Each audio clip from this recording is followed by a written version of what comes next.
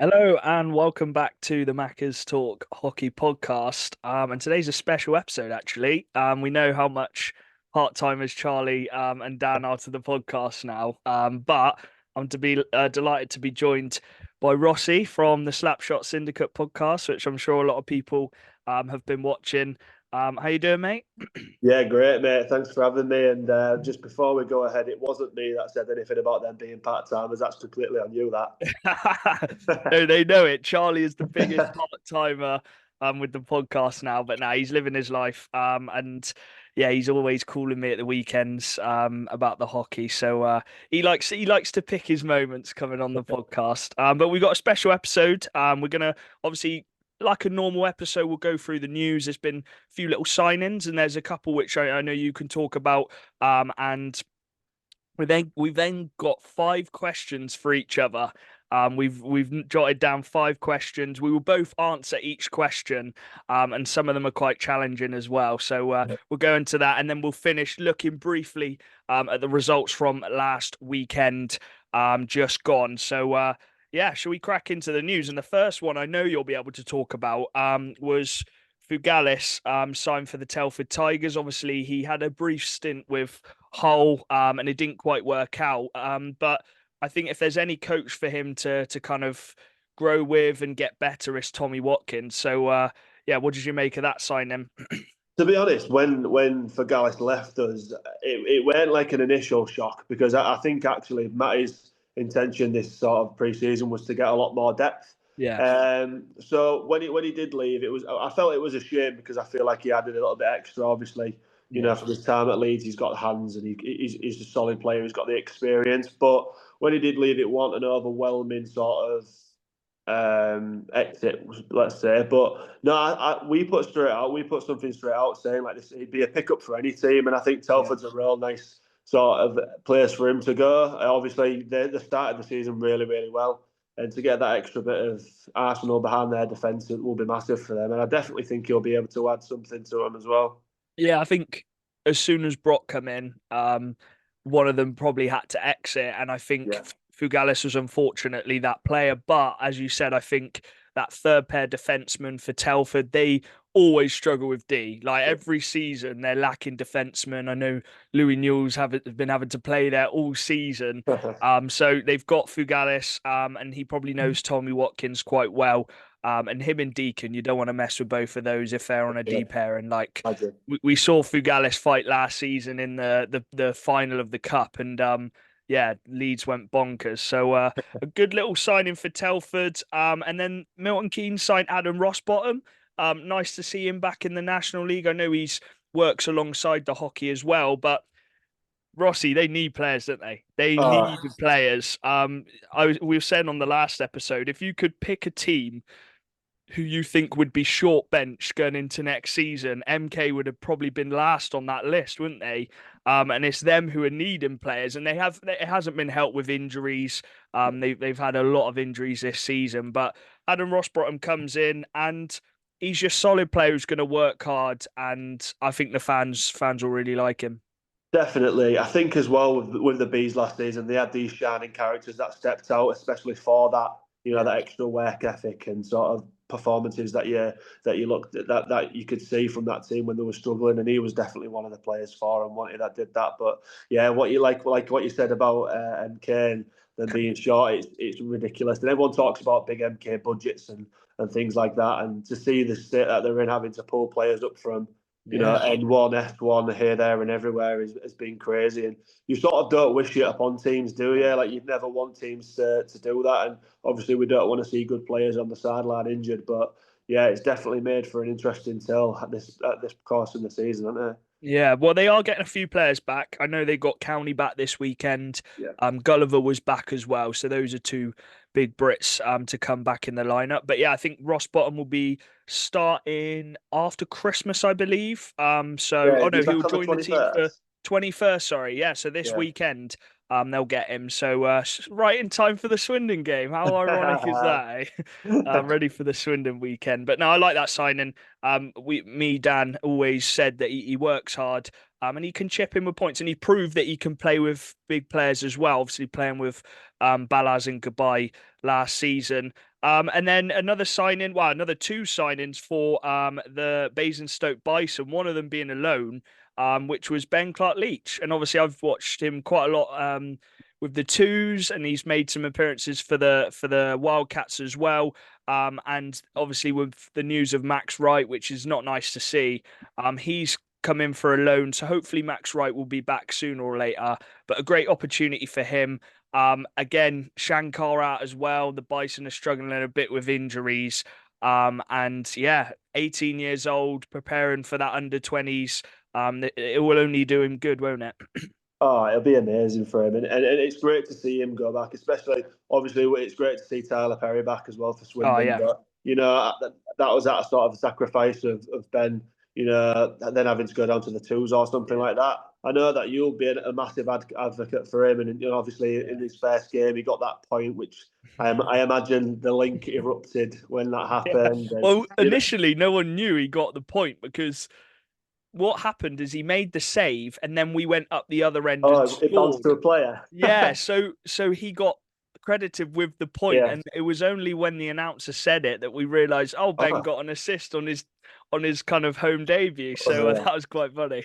Yeah, and again, like if you're good enough, you're old enough, aren't you? So he's obviously shown that as being as part of the team, and Aaron wanting to keep him around. So I think it's a great move for him. I think especially until Max comes back. I Yeah, don't know how long the period of him being there is, and if that's until Max sort of comes back. But yeah, I think it's great for all parties involved as well, even Swindon, because obviously they've got one of their prospects yeah. getting good minutes in, haven't they? So they can't complain. Yeah. And then another one which I think was a shock to a lot of people, Reece Cochrane made the move from the Pitbulls to the Bison. And yeah, it's a good signing for the Bison. Obviously, they have got quite a lot of defensemen signed up, but they're missing Shankar. So Yeah. you bring someone in like Reece Cochrane, and I remember watching Reece when he was what 16, 17, playing for Scotland in the little England tournaments they had, and he was so chirpy. He's played in the Elite League for Fife Yes. and Glasgow, so he's got that experience. And maybe it was just a fresh team and a fresh start from him in Basingstoke, and he's probably got a few friends there as well who's kind of persuaded him to make the move. Oh yeah, and again, if it's not clicking where you are, then why not? I mean, that's the nature of hockey. Isn't it? It's not like other sports where you're tied down for all this time. And And yeah, it's not like a big he's not like he's going up north. He's exactly. only Yeah, going down the road to no, no. Basingstoke. Yeah, he and like I think what you just said there is exactly right in terms of the like what he's going to bring a lot of experience to that team. Obviously, they've got a bit of a mixed bag, haven't they, with like Yeah. older and younger heads. But Reese is someone where if he's available, there'll be a lot of teams knocking on the door for him, won't there? So yeah, I think it really benefits them, especially with Zach being out. Zach's a huge loss, and I think that sort of reflected in recent weeks with him not being there. Yeah. That home form at one point for Oh, Basingstoke yeah. was like crucial for him, wasn't it? And I'm sure Dan was buzzing with that, but it's not been as apparent in the last couple of weeks. Yeah, I Yeah. think all the reinforcement they can get it will be really good for him. Yeah, and a positive for Bison as well, knowing that they can bring players in like Cochrane, even in their first season. So Yeah. yeah, I know Dan was happy about that one. Right, let's get into the questions then. So five Cool. each. Couple of tough ones, but we will do our best on giving our opinions. Remember, these are just opinions. Don't get too uptight about them because everyone's entitled to their own different opinions. Do you want to start with your first one, or should I start with my first one? Oh, can you still see me now? I'm just Yeah, getting the yeah, questions up. Oh, that's great. Yeah, go on. You can start. yeah. I'll be a Okay. gentleman. So this week, obviously you sent it over to me. Actually, you were like, "Have you heard Matty's interview after Saturday night?" And Yeah. obviously Brock had a great game, and Matty's backing his players, and he said that he thinks Brock's the best defenseman. So I've got the question of Wells or Brock, and obviously Wellsy has been in the league. This is his second season, and me, Charlie, and Dan, we've absolutely loved watching him. But Brock was the standout defenseman in his first stint, wasn't he? And he just took the league by storm in terms of points and getting to that final with the Seahawks, which was big for them. So Wellesley or Brock? Now I'll let you start with this one. Oh, of course you will. Of course you will. You know, this is a real good question, this, and I think it'll be so open to debate across everybody. So again, anybody who's watching this, make sure you put your take down below. It's really tough because it's again, you can sort of look at what Brock offered before, but you also need to take into account the fact that he's only been back with the team for a matter of weeks, maybe a month.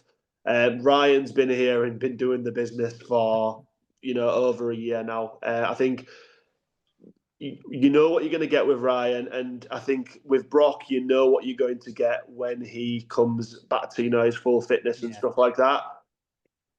It's Brock or Ryan is such a hard question because it's the best of both worlds. And in terms of Ryan, you know what you're going to get. He's really solid defensively, but he's going to chip into those points and assists and goals. Like he scores goals like no tomorrow, doesn't he? But Brock on the flip side can win you a game. He's he's so crucial. Got that overtime winner, didn't he, last week? Exactly, that's a prime example. Yeah, and he's so crucial to our power play unit.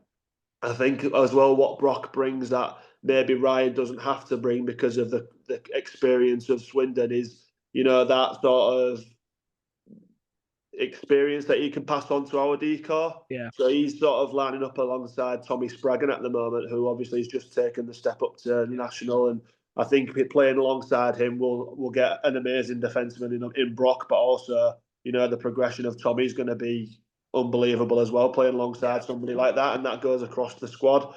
For me, if I've got to take bias away, for now, I would go Ryan Wells. And I think again that he's been part of the league. He's been part of the league's progression for the last year. And let's I think Brock said himself since he went away and obviously went back to America, the league has progressed, and we all know that. There's no doubts about that. Am I saying that by the time we come to playoffs, I'm going to say Ryan Wells? I don't know, because again, he might catch back up, and he, look at what he's already done in the short time that he's been here.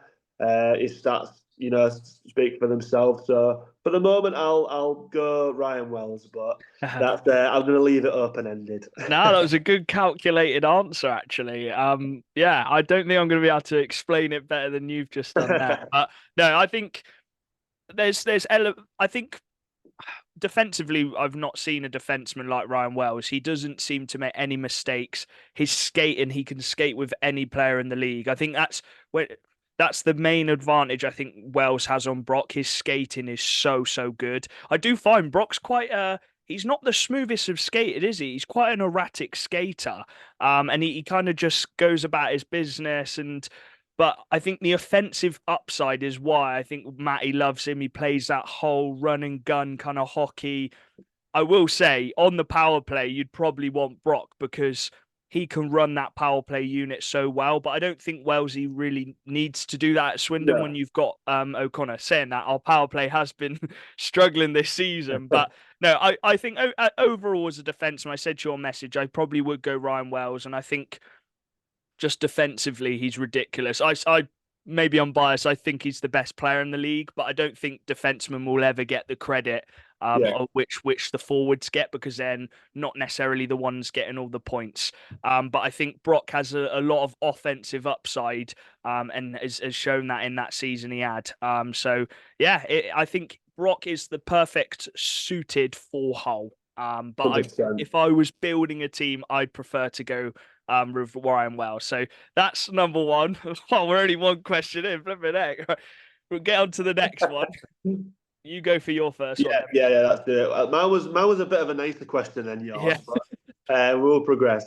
So obviously, me and the lads have spoke about Swindon being a project, and obviously I think we've chatted about this a few times, haven't we?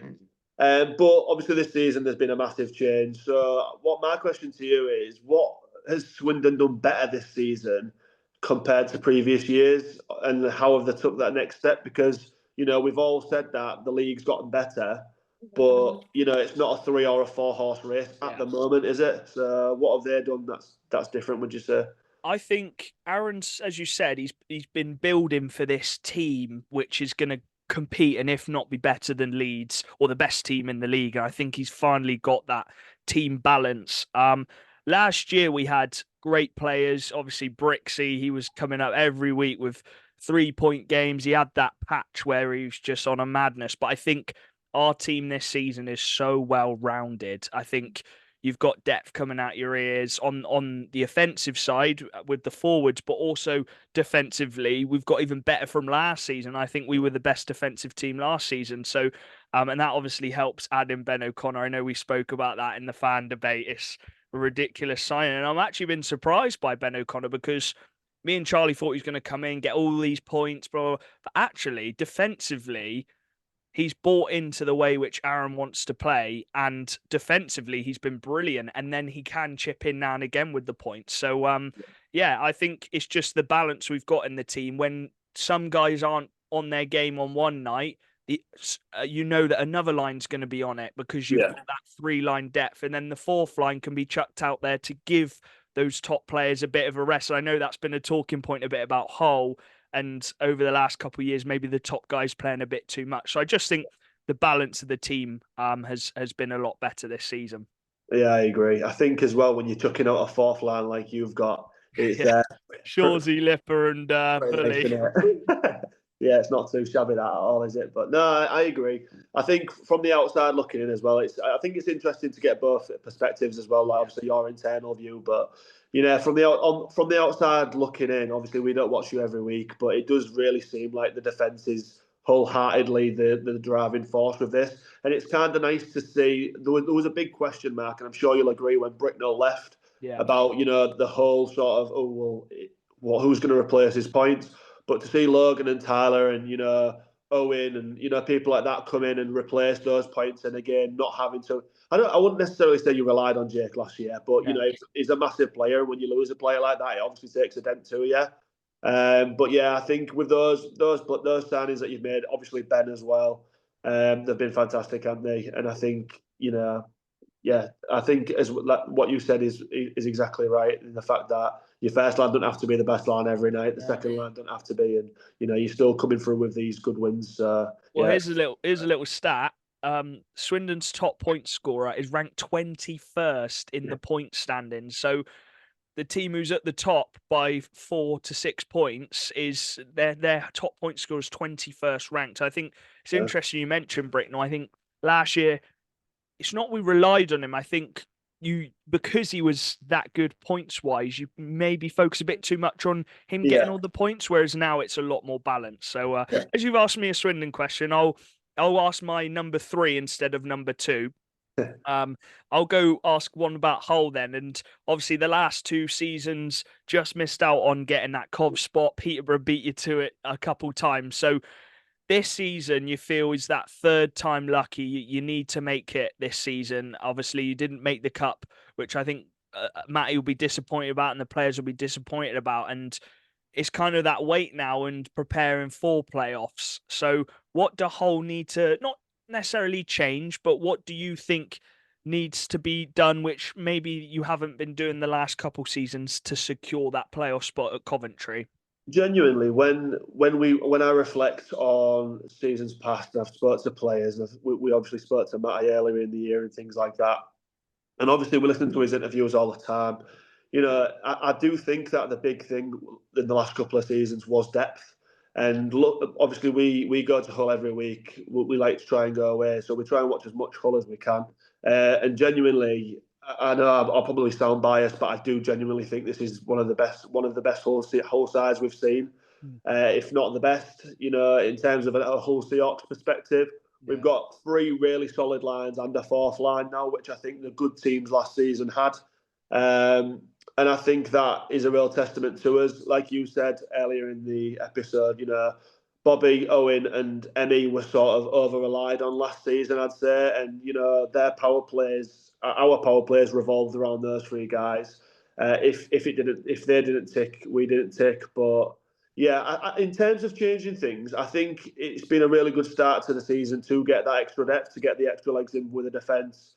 You know, I like the fact that he's stuck with Jordy and Dima, and they're sort of working as a tandem now. Geordie's definitely improved this season. Jordy's been massive for us this season, and I think Matty said that he's bought in, and I've obviously spoken to Jordy a few times, and he seems to really enjoy his hockey at the moment, which is fantastic. And on his night, he can win your games. So the defence and the net minding's been really positive.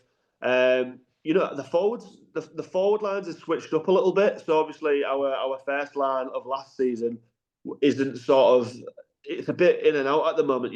Emmy and Chamberlain still seem to be on the top line, but it's been swapping over the last couple of weeks. Corneil's been in there because he's been so consistent. Sobchak's obviously been in there as well. But yeah, I think the fact that we have got the depth now allows that to happen. And again, you're not relying on that top line. So I think in terms of us making commentary and going back into your original question, I think that having that depth will benefit us in the long run. I think at the moment, there's a lot of people who are quick to jump on whole results and, oh, you lost this weekend, or, oh, what happened at Bristol last weekend, or, things like that. But I think I would rather have a little bit of a tumultuous mid-season or start of the season, Yeah. and then build something towards the playoff. And you've got that right. That's clicked now, and you know what I mean. Like Stalley's the perfect example of that. Jordy Stallard. He's had a bit of a in and out season with injuries. I'd love for him to get past that now and sort of build a bit of momentum and power on towards the end of the season. And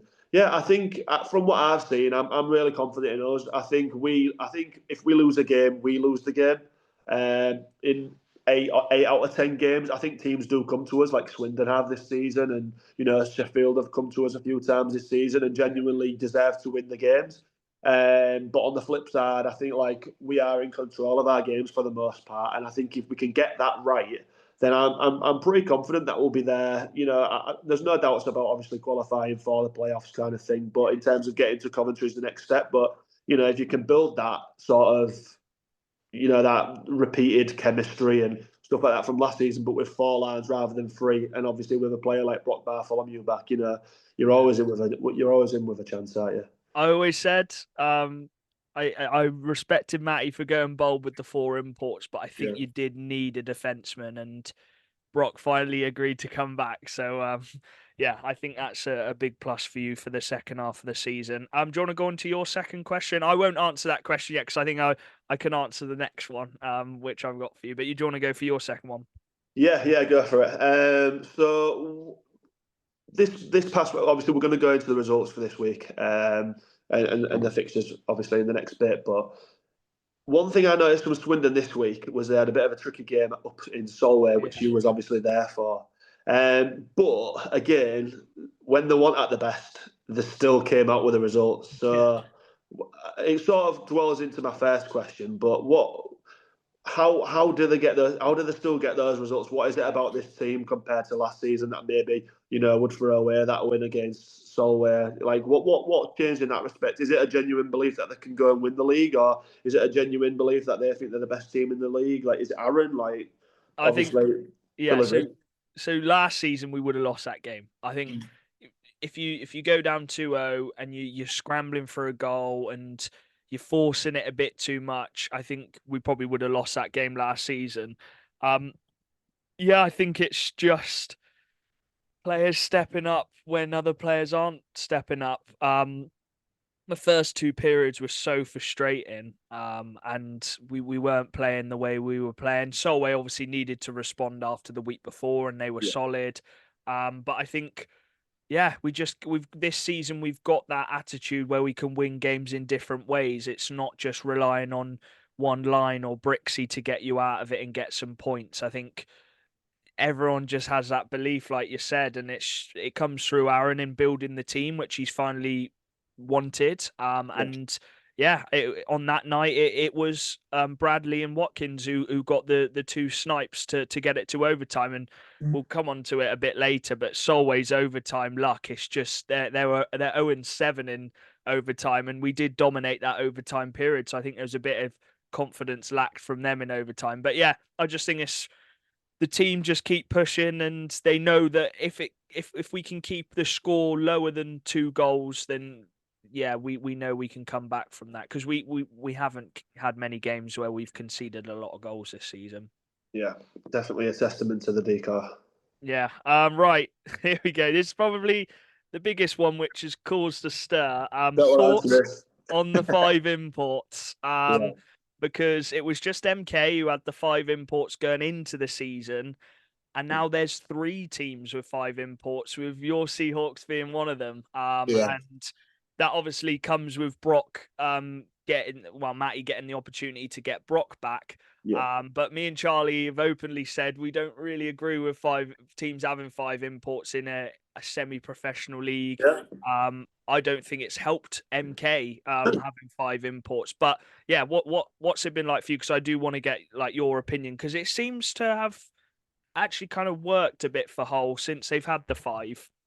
Yeah, and I think the what you mentioned there in terms of yours and Charlie's opinion, I think Matty shares that opinion as well. Okay. I don't think that Matty's always said, he hasn't got the intention to run 5 imports, which does bring questions from the fan base, and obviously league wide, not just us. In terms of since Brock's return, obviously he's had a massively positive impact on the team. But on the flip side, I think he's undroppable, actually, Brock. yeah, I think, and Matty said that as well. Like you can't do that. You can't drop Brock Bartholomew at the moment, and I think the best thing that has come from Brock coming in, other than himself, obviously, and what he's provided us, is it sort of give a rocket to the other imports in the team to sort of be like, well, one of us is getting dropped, so who's gonna turn up. There was when he came back, when Brock came back, I know personally there was a couple of people that was mentioning like Emmy, Emmy might be the one to go, or because I think he'll agree as well. He didn't probably have the start to the season that he wanted. Sobs as well. Sobchak again has had a little bit of a rough time this season. Obviously, He not set getting the off bar to. so high, didn't he? That's it, and we discussed this, me, Azza, and Brad. We all said that you're a victim of your own success at times when you're putting up 120 points in a season. But when you are putting that level of points back out, you're putting a target on your back, kind of thing. But on the flip side, it's also a case of if you're running 4 lines, then can you expect Owen to produce that amount of numbers when he isn't getting as much ice time? Or he isn't built, getting those shifts or whatever. So I think he's had a massively positive impact, Brock coming in, and I think he's had a real positive impact on the likes of Speck. I think he's really turned it round and he sort of gritted his teeth and thought, no, I'm going to prove what I can do. And obviously his stats aren't lying now. He's a couple of points away from Luke Ferrara at the top of the statistics, and he's put in some really influential performances, especially when Bobby's been in and out with injury. Like Emmy's pulled us through games, which has been great Recently, especially this weekend as well. Absolutely, yeah. Johnny is Mr. Consistent. I think there was a stat that was thrown out this weekend on the Romford stream that apart from the opening weekend where he didn't score a point, he scored a point in every game. So I think he's got a 24 game streak of scoring at least a point. And then Matty did a coach's corner event last week, and he went through the metrics and stuff like that, the kind of stuff that we don't really get to see. And Johnny's stats are way up there with pretty much everybody in the league, like face-off wins and, stuff like that, really right nitty-gritty details. But Matty genuinely loves Johnny. I can just tell. And, you can tell that every time we get a power play or an overtime, it's Johnny's the main man and he's going to go do that. So, again, he's been really For me, positive. tell me if I'm wrong, he's the Glenn Billing of an import. You know what you're getting: consistent, wins face-offs, and does the defensive work. He's massive, yeah, and massively underrated, I think, as well. I think that goes for Glenn as well. From people outside of Swindon, a lot of people don't really give Glenn the credit that he deserves, and it's likewise for Johnny. But if you was going to speak about underrated players in the league, their names would be right up there. So obviously, it's had real positive impact. I think Sobs as well in the last couple of weeks has improved in terms of his performances. I think, especially on Saturday night, I put it out there. and said that was one of his best games he's had for a long while because he was playing like a player who He thought, got that clinching goal to take it to yeah, overtime, didn't he? he did, yeah. And it was going all the way through the game, and I was watching the game, and I was thinking, I really hope Sobs gets something here. Just to keep that credibility and sort of keep his name in the hat. Because again, if Matty's saying that he wants his ideology is that he wants to run 4 imports and eventually one will get scrapped, then at the moment with Stellard coming in and playing really well, the sort of the names that you gravitate towards, or a lot of people have been saying at the moment, just down to performances, Sobchak or Stallard, which at the start of the season sounds ludicrous, doesn't it, compared to what Sob's achieved last season. And obviously the only thing that's sort of putting Stelly in that I would say is his injuries, but Matty's massively high on Stallard, and I think when he went through the metrics, he also mentioned Sobs. He was very transparent, and he said things along the lines of his statistics went up there, and he was similar to some of our second, third line guys. So it's a crazy thing to think, but we could be ending the season with Owen Sobchak and not at Hull, which I think sounds ridiculous because if you hear that or if that news spreads somewhere, then there's how many sharks are going to be circling around Owen Sobchak? Because I know if I was a Leeds or something like that, I'd be trying to snap him up as soon as possible because the classic sayings, form's temporary, isn't it? But we know what he can do on a consistent basis. Yeah. So I personally would really, really like to see us finish the season with our 5 imports. I think, and I know that's a really unpopular opinion because at the start of the season, a lot of us was probably saying, "Oh, MK with 5 imports, flexing the money and stuff like that." But I genuinely think it's worked for us in the last 2 months. So I'm going to sound like a massive hypocrite saying that, and by all means, bash me for saying it. But I think I am also a bit of an emotional person, so I think when you grow an Sad to see emotional one attack, go. I'd hate to see Owen Sobchak go, and I'd definitely hate him to come back to Hull Ice Arena and rip it up. Yeah. Okay, quick, simple yes or no. I know you want 5, but do you think by playoffs you will have 5 or will you have 4? No, well, I thought, I think. Okay, so I think Matty's said that as well. So Yeah. we'll see what happens. But yeah, on to your third question. Yeah, so obviously I've been giving Swindon quite a lot of credit, haven't I? Uh, So we can mix it up a little bit, I guess. In terms of obviously Swindon being top of the league, then what? Obviously you're really positive. You've had a lot of teams come to you and you've done really well. Your home records almost perfect this season. But what I want to know is when you look at the fixtures, or it's the next round of fixtures coming up, what matchup worries you the most in the league? It might be completely different for the players, but you personally, what team do you think? I have no idea what's going to come for these, or what do you think? Oh, we might be in for a tricky night here. so MK is always every MK Swindon game is a playoff game. It's played like a playoff game. The players step up for it on both sides. MK want to beat Swindon. Swindon want to beat MK. MK away, I still think is so tough. Yeah, It was only a couple seasons ago. I think they lost one game at home all season. So MK is really scary. This might sound a bit up ourselves. I back us to beat anyone at our place, so I'm not yeah, like worried going into a game at home. yeah. But away from home, it would be MK, Hull, and Bristol. Bristol. Now, Bristol a bit changed because I think we've got the depth, and I think the team's got those mature players now to not get the game ahead of ourselves. But Yeah, Hull, you just don't know what you're getting. They're just at their place. I know we beat you earlier on in the season, and that was to start. I think we'd settled a bit more than Hull had to their yeah, 4 lines and the new way of playing. But Hull away is just horrible. You've got 4 hour trip. yeah, They've got players who are just going to keep on coming at you offensively. You're probably in, if you can't shut it down to a 2-3 goal game, they're going to get 5, 6, 7 goals. So you got to be on it. So yeah, I'd say MK away and Hull away for me are the two which scare me the most. But yeah, we've got MK coming up this weekend, so yeah, I'll take 3 out of 4 points, I think, in that one. yeah. But yeah, Sheffield as well. We haven't played them much since we No. played them twice at the start of the season when again they hadn't really settled. Yeah. But they've come into form a lot recently, which I'm sure we'll go into. So I still don't know what will be like matched up against Sheffield. Um, right, number 4 then for me. Which player has impressed you the most this season? And I'm gonna say not a whole player. Yeah. So I think I said that on the message, and you can say a whole player um as well who's impressed you, but a player which impressed you, which maybe isn't the obvious ones like your Luke Ferraras and your Yeah. Thomas. Yeah, that's fair enough. One player that's really, really impressed me, and he sort of brought it again this weekend, was TJ Anderson. Ah, Yeah, that kid is, he looks paper thin. No offense to him.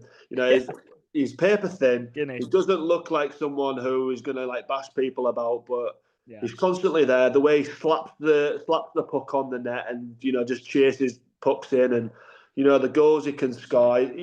For me, he's so impressive. I think he's the kind of player you'd love to have at your team, and if he was Oh available, yeah. you would pick him up in a heartbeat.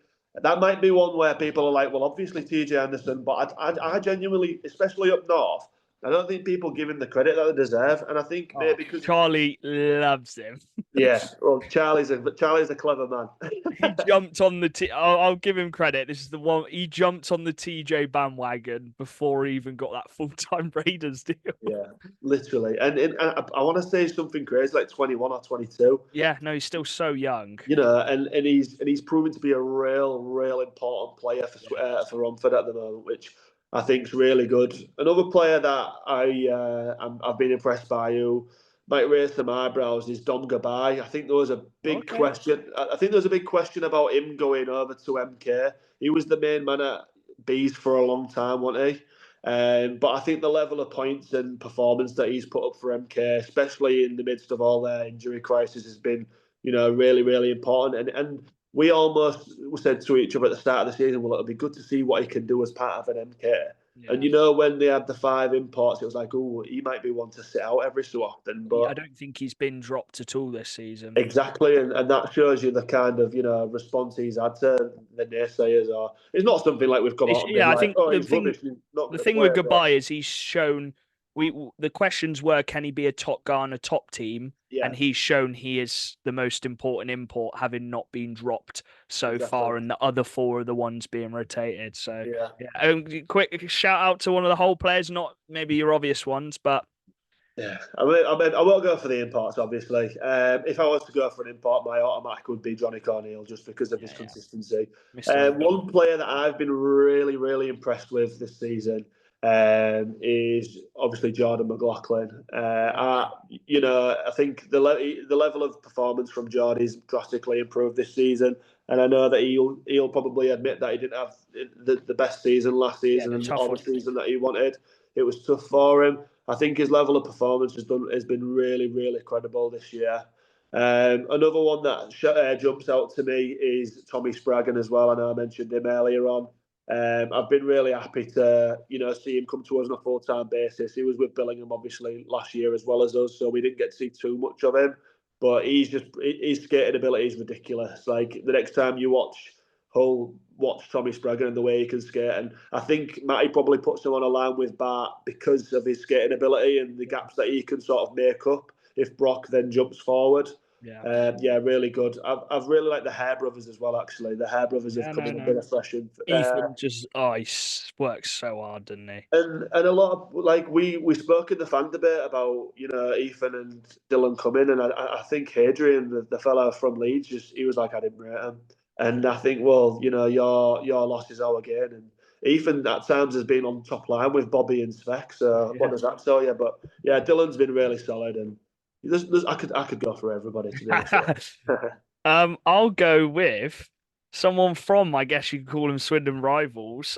Owen Smetham. Yeah, good What a job. seasons he's having Yeah, for his first season in the National League. He is outscoring his brother. But I would say they're very different players. And yeah, for someone who we didn't really know what he was going to be like, he'd been playing abroad, he's come in And he's Bristol's fifth top point scorer. He's been playing on that top line with Brixie and Dunbar, and then he's been moved on to second line. But he is so quick. He's got great hands. He's shown that he can score as well. I remember he got a hat trick in one of the games. It was like a hat trick in 5 minutes or Yeah, something silly like that. yeah, And yeah, he's been really impressive for me. And the Smetham brothers, Bristol have got to try and keep them around for a yeah, long time because 100%. they're very, very talented.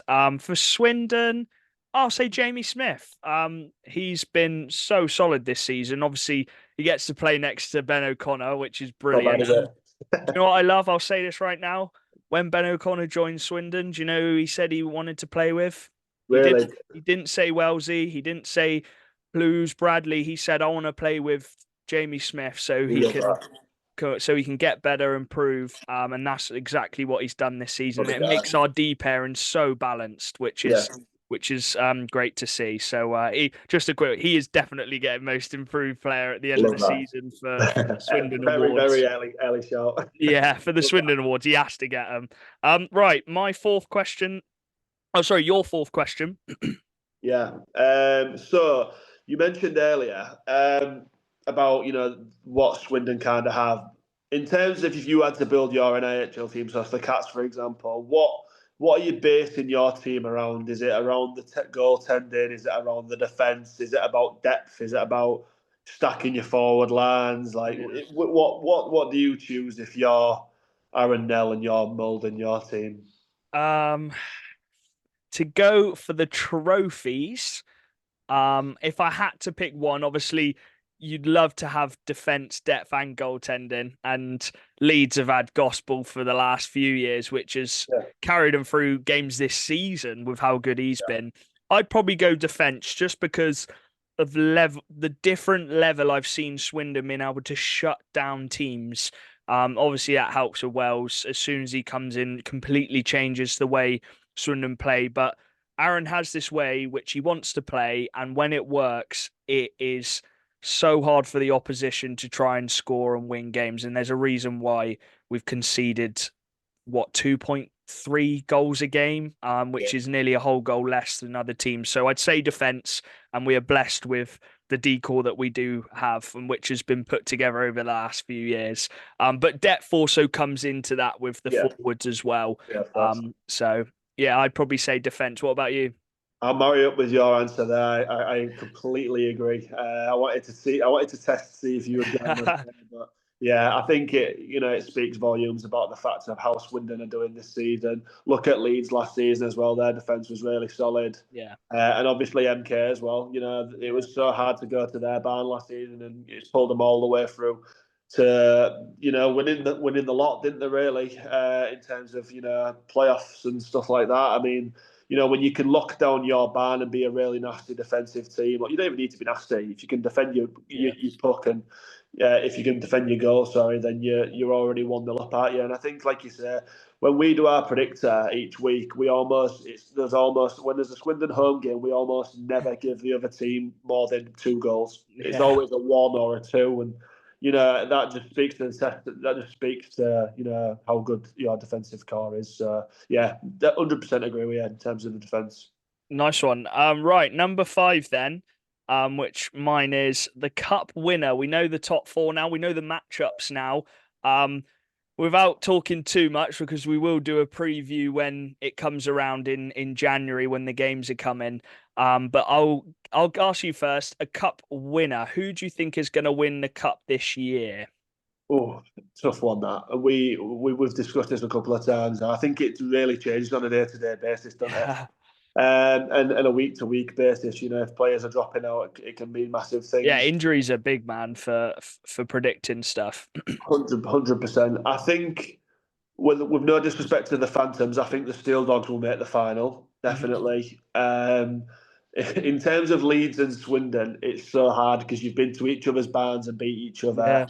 Yeah, But I think if we talk about the longevity of the season or what you've produced so far, you'd have to say Swindon over the 2 legs maybe. But then if Gozzi stands on his head and puts in yeah, on a match performance, it's so hard to predict. But that as a final, Swindon and Leeds would have been magic, wouldn't it? But I guess that's the beauty of the cup.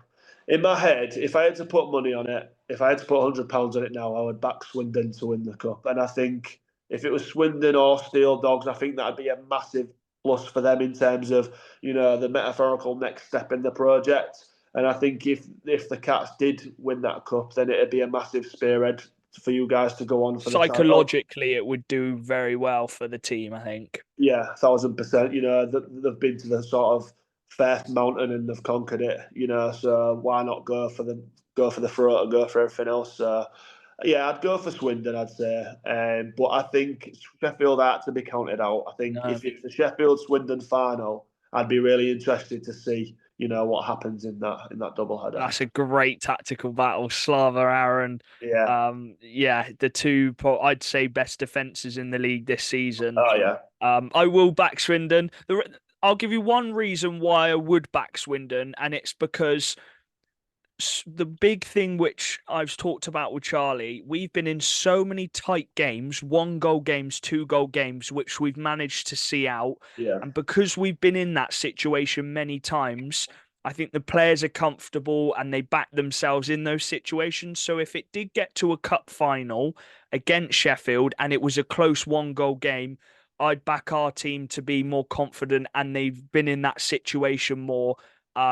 To win when it's a tight game. Whereas I think there's been quite a few games this season where Sheffield have beat a team by a lot of goals, or when they've been quite a few behind, they haven't quite managed to pull it back because they've not been in that situation. So yeah, it's so hard to predict though. And as you said, injuries come into it, goaltenders, and it's across 2 legs. So if you don't turn up in those 2 games, you're dusted basically. I don't want to say last year at the playoffs and stuff like that, but I know that was one leg like that kind of thing, but literally Yeah. any night can change something. Yeah. Right. Your final question then. We've talked quite a lot, but I think I've enjoyed it. Yeah, 100%. And there'll be plenty of people saying, "Come on, let's get on with the games." But it's good to enjoy it while you're hearing it.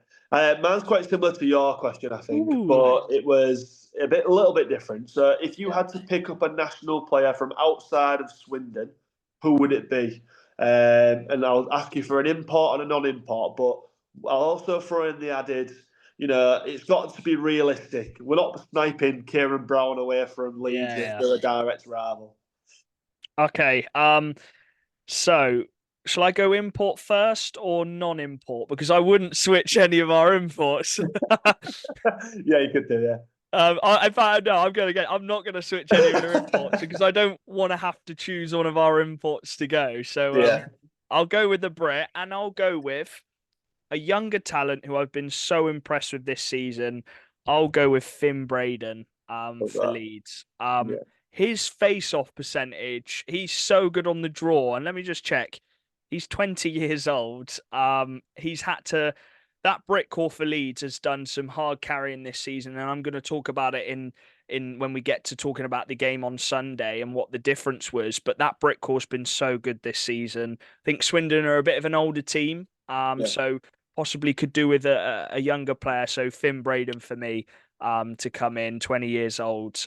Leeds are lucky to have him on that. I think it's a 2 or 3 year deal. Yeah. And for me, he's a future first line centre for any team, I think. I agree, 100%.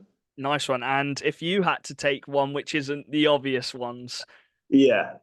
I mean, they are a little bit of a Yorkshire rival of ours, but I think, if for whatever reason he had to depart, I'd love Ollie Endicott in our team. Yeah. I think he would suit our team to a T. He's got that bit of what housery about him. And he's chipped in with points and goals this season. That's my point, yeah.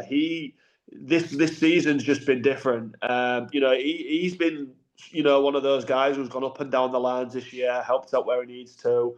Like you say, he's added a lot more points to his games. He's getting assists, but also who don't love a player who can, drop the gloves and help your players out. And I think in the dressing room as well, the way he has that sort of like little swagger, he does sort of this thing which every other fan hates, but he'd be when he's on your team, you don't care, do you? Absolutely, mate. Yeah. So I think on quite a few levels, if you had to look at someone who'd fit the criteria of us, even though probably half the old players would be like, I don't want him in my team. Yeah, I think I'd go for Ollie Endicott. Nice one. That is the end of our questions. So yeah, I'd love to hear what other people think. I know there's a lot of debates you can have with some of those questions. Let's get into the weekend then, briefly going over it. We won't go into them too much as we've mentioned a few of the results already, just talking about stuff. So we'll go. The first one actually is that whole Romford game. And it was a big game for Sobchak, obviously. Yeah. Getting that tying goal, Brock got the overtime winning goal. So yeah, it's always a high scoring game between the Seahawks and the Raiders because it's just forward cores going at it, isn't it? Yeah, definitely. It's Vindaloo hockey, as Anthony Russell likes to say, isn't it? But yeah, a massive credit to Romford as well. They really came at us. I think obviously we got the first goal, but they just kept showing that they weren't going to lie down. And I think that character that they had from last season reaching the final definitely showed. That they were really really positive, and I thought that there was well worth the point. To be honest, I think if they'd have come away from that game without a point, I think they'd have been really disappointed.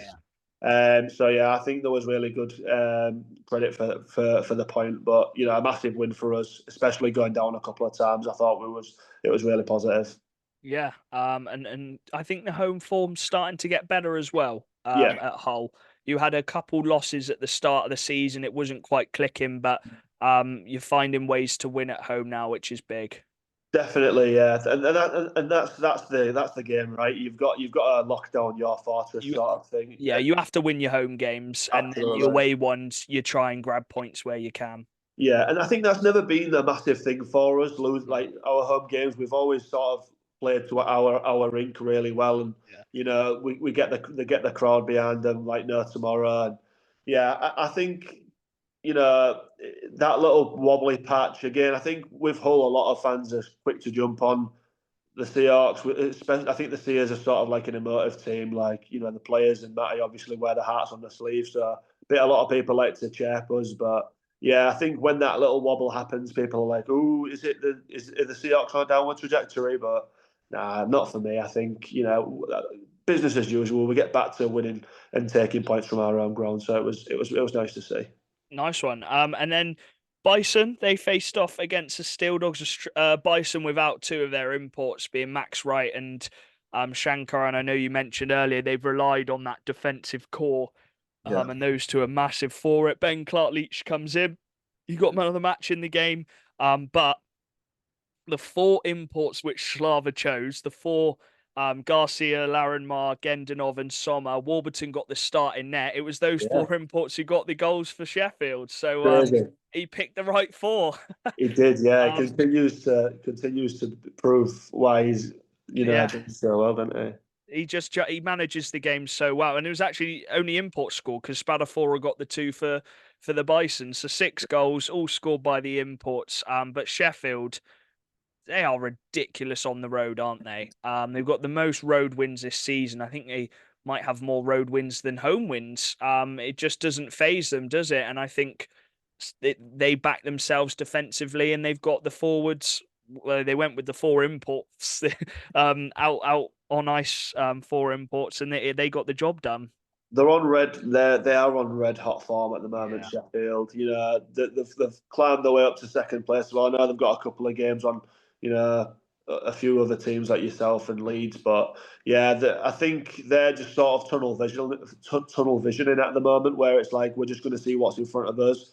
And the amount of points that they're putting up is a joke for one, like in individual games. But yeah, you can never count them to get at least 1 point out of a game, if not two. Like they're Yeah. smashing it, are they? And 5 of their wins on the road has been in overtime as well. yeah, So exactly. Yeah, like it's really easy to sort of lay down and be like, take a point away from home, but again, they're going for it, aren't they? And it's great. And yeah, to see 4 different imports go on a night, Slava's got to be rubbing his hands and being like, yeah, what a masterclass that is.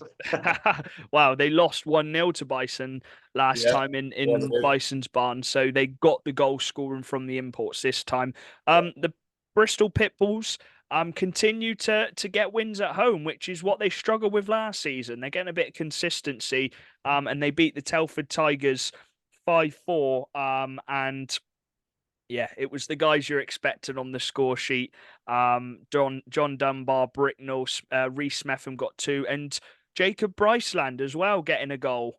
He's actually been playing defence this season, so a lot of people thought he'd come in and be that forward, but actually he's playing in D this season. Obviously with Cochrane going as well, he's having that step up onto the second pair. So yeah, just two big forward cores going at each other. Obviously Finn Howell's coming in for Telford. You know what he's going to bring. He's one of the best Brits in the league. He did score on the night. But yeah, Pitbulls, they have turned a corner a bit, haven't they, this season in their home form.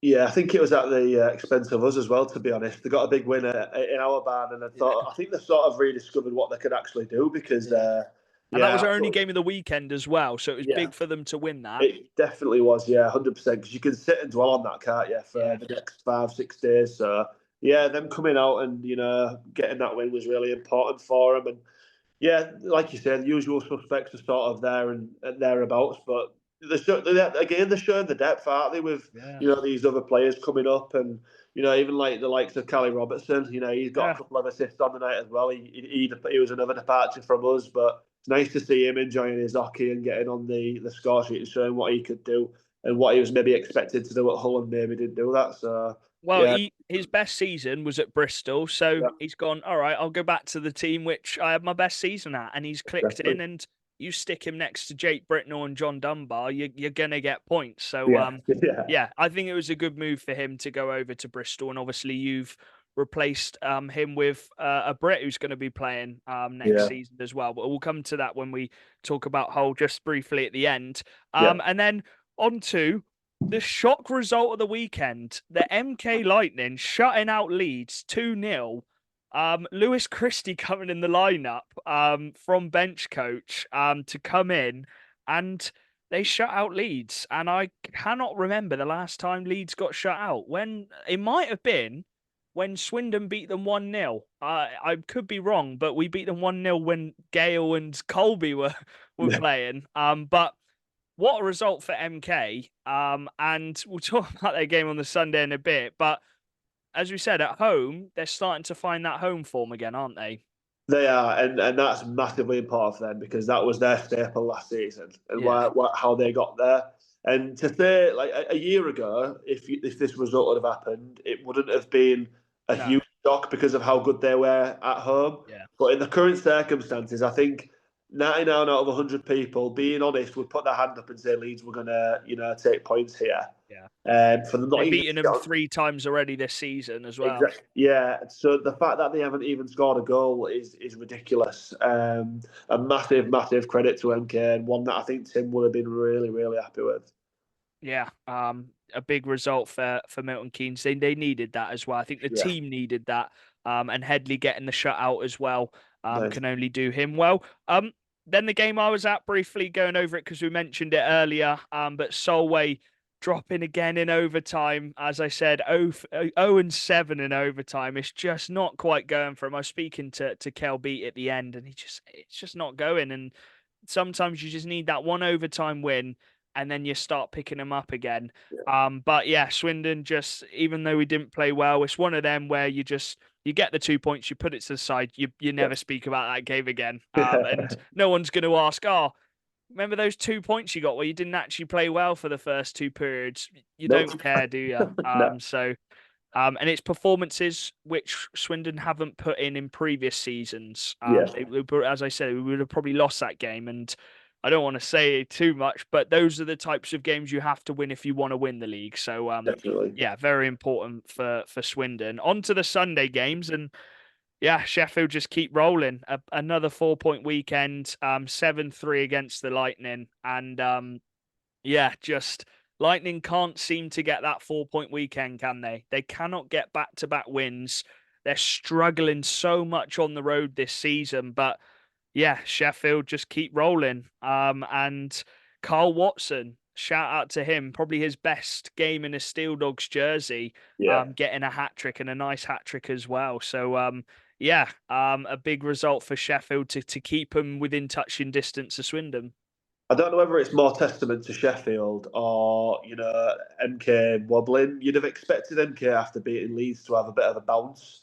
But yeah, Yeah, there's some wins like that can almost like inject something into you to sort of be like, well, look at yeah, what we can do. This is what we're capable of. But it must just be credit to Sheffield because after the performance on the Saturday, I don't know whether maybe legs ran out a little bit or they give a lot against Leeds, but yeah, yeah, to put 7 past them's no easy feat, is it? We're still talking about MK here.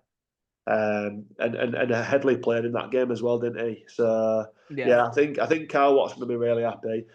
We spoke to Carl, and he said something along the lines of, "Oh yeah, sometimes a blind squirrel can find a nut," and I was just like, "Oh mate, come on, just give yourself some credit." It's like, Yeah, they I never didn't like think it's like to big lucky. I was themselves up. like, "Shut up, man." But yeah, like he'll be really happy with that. And I think the good thing about Sheffield at the moment is they're not over reliant on Walker. One import can have a great night on one night, and then the levels of depth they've got as well. Are really really important. And again, their points are coming all the way through the team. So yeah, the line matchups are a massive thing where like, we need to get the first line out against their third line or whatever. They can just get points from anywhere. So and they've obviously done that in this game. So the thing I was going to mention about the Steel Dogs, I think the biggest thing for them, obviously getting this import goalie in, it means you have to take one of the import forwards away because you're probably not going to drop Garcia. No.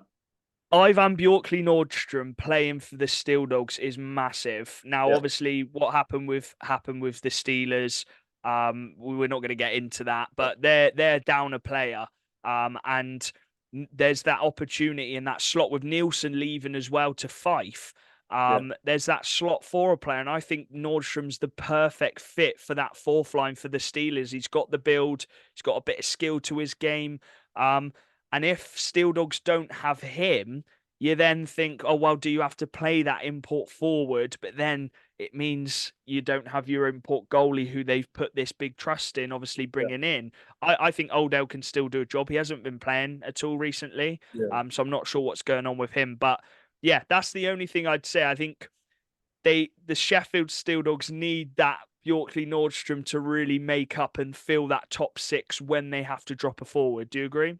I agree 100%. And I think when all that came out from the Steelers, you almost got that little smell of Trombley, didn't you? Where it's like, Yeah, oh, are we going to cherry pick one of the big players in this team? Is it yeah. all going to sort of collapse around them? I do think they're a lot more solid than they were last season, so They got more depth, yeah. I don't think that'd be a completely fair thing to say.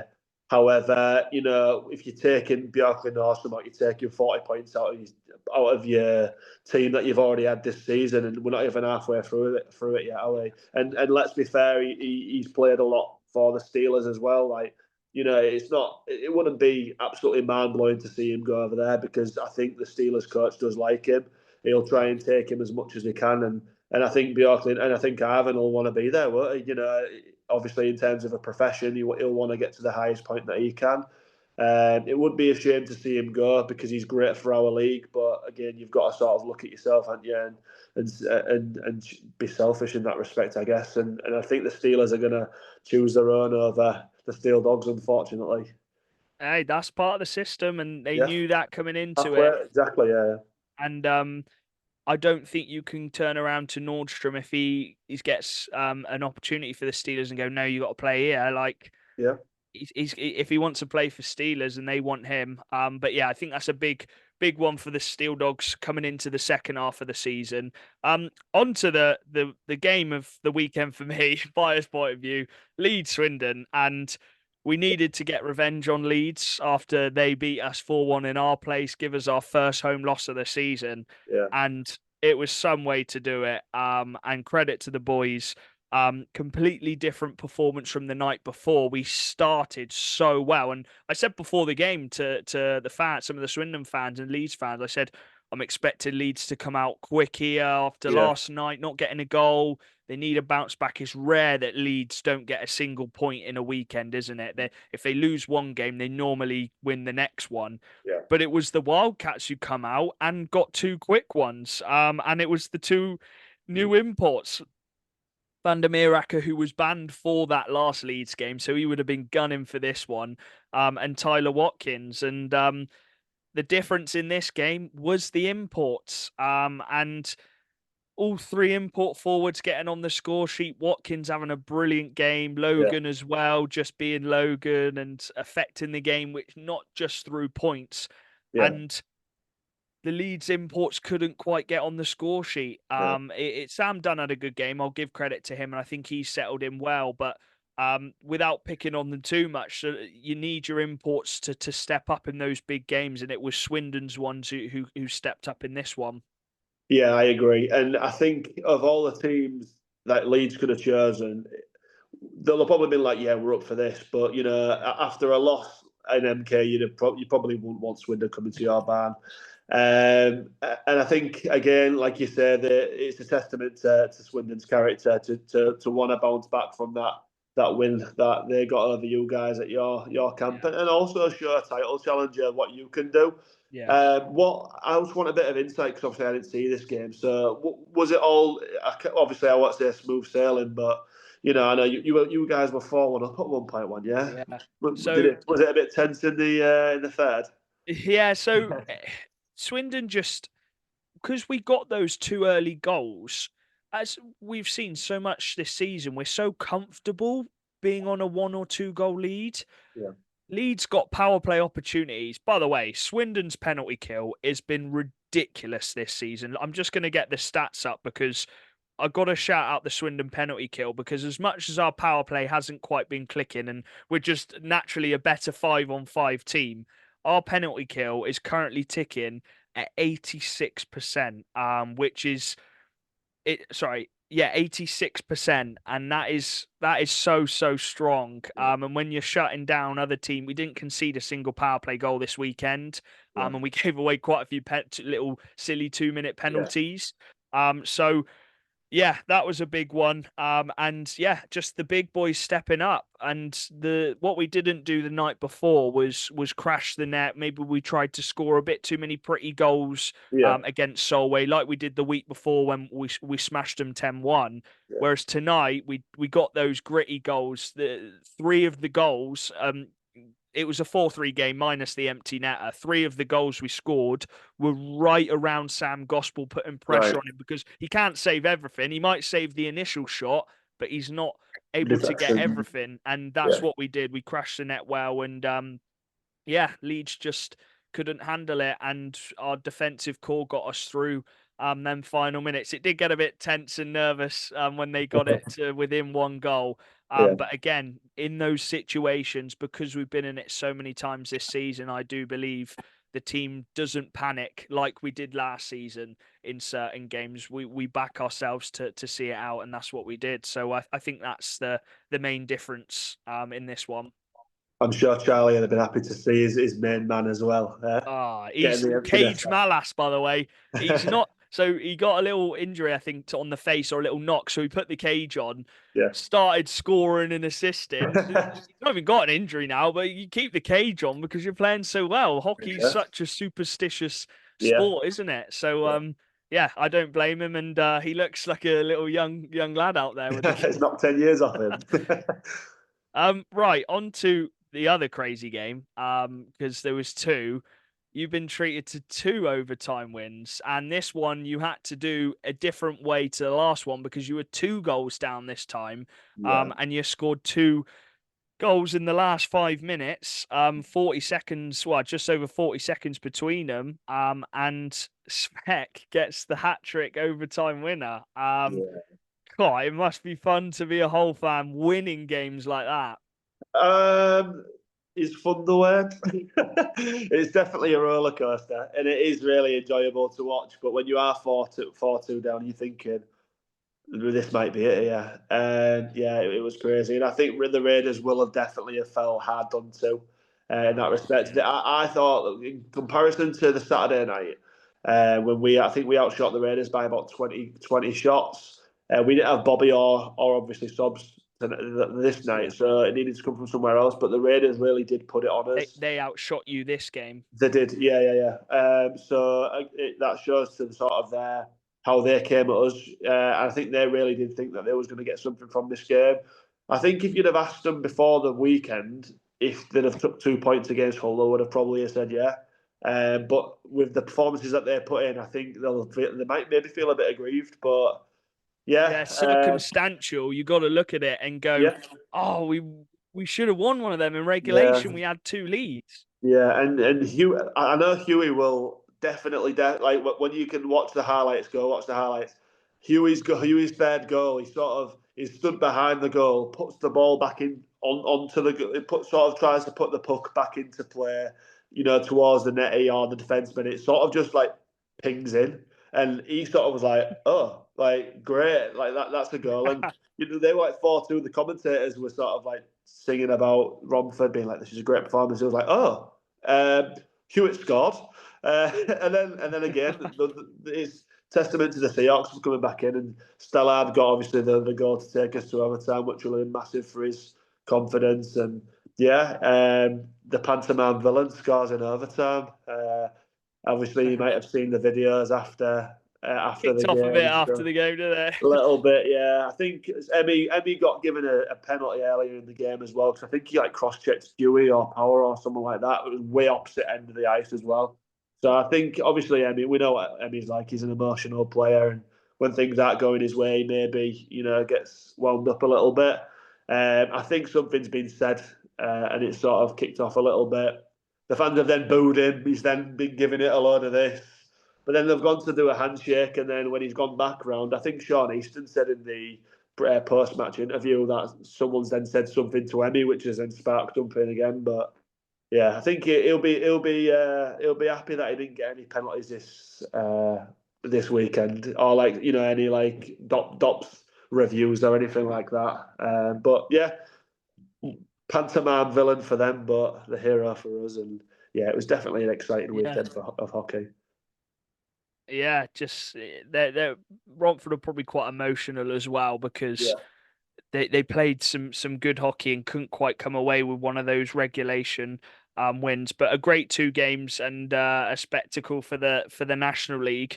Into the final 2 then. The Peterborough Phantoms in their only game of the weekend beat the Solway Sharks. And yeah, it's the top line. It is just gross, isn't it? It's probably the most dominant line in the league in terms of carrying points. And we know, obviously, with Salem being out, they haven't quite got that second line on the level of a top line, which they do. And they may rely on that top line, but it gets the job done, doesn't it? And they've got a great power play as well. Cam Huff, it's just ridiculous goal scorer. Luke Ferrara is still up there with one of the best players in the league. He's the top point scorer. So it's just, yeah. And that second period has lost Solway Sharks the game by conceding to that top line 4 times, and 2 of them on the power play. And it's tough for Solway because they did it against Leeds. They went through the first period where they didn't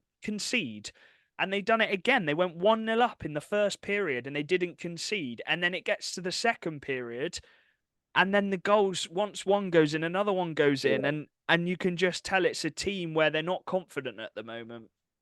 Bolts did an interview a couple of weeks ago, and he said they need to stop being a 40-minute team, and I think we're still maybe a little guilty of that at the moment.